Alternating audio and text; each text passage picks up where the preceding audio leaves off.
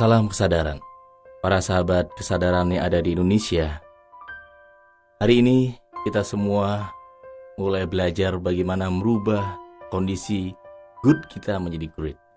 Saya banyak bertemu dengan company, bertemu dengan banyak para leader, dengan teman-teman yang dia begitu terkungkung, begitu terbebani oleh rasa nyaman, kondisi-kondisi yang good yang membuat dia tidak mau melakukan sebuah perubahan. Perubahan-perubahan yang begitu indah sebenarnya bila dilakukan. Ada 4 alasan mengapa orang sulit melakukan sebuah perubahan, para sahabat-sahabat. Yang pertama adalah rasa nyaman yang tinggi. Ketika kita punya rasa nyaman yang begitu tinggi, membuat kita malas melakukan sebuah perubahan-perubahan lagi. Saya banyak bertemu orang yang kemudian dia tidak melakukan sebuah inovasi, kreativitas, dan yang lain-lainnya ketika dia merasa begitu nyaman.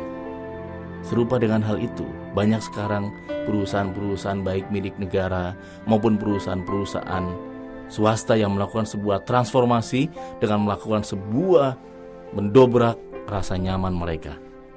Yang pertama adalah rasa nyaman.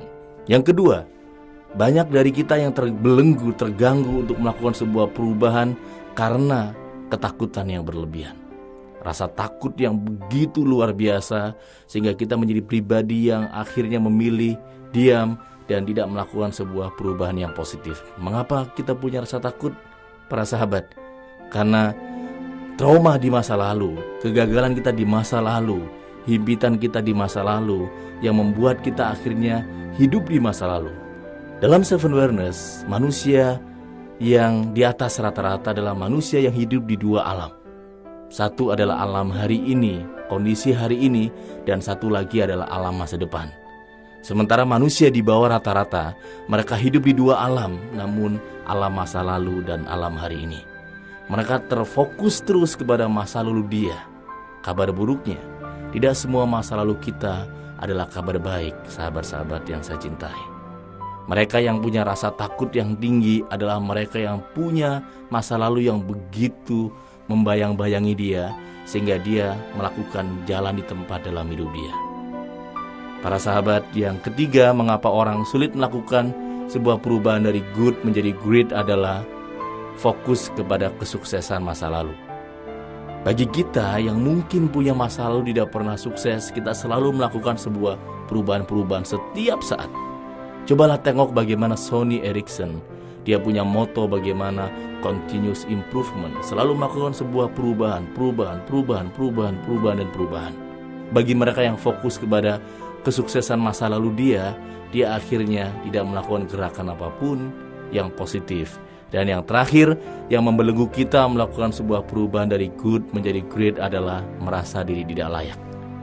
Saya sering bertemu dengan banyak orang yang kadang-kadang merasa dirinya minder karena terlalu kekurangan X, kekurangan ini. Padahal saya percaya Allah, Tuhan kita telah memberikan yang terbaik, yang paling layak kepada diri kita semua. Saya percaya bahwa kita terlahir adalah manusia di atas rata-rata.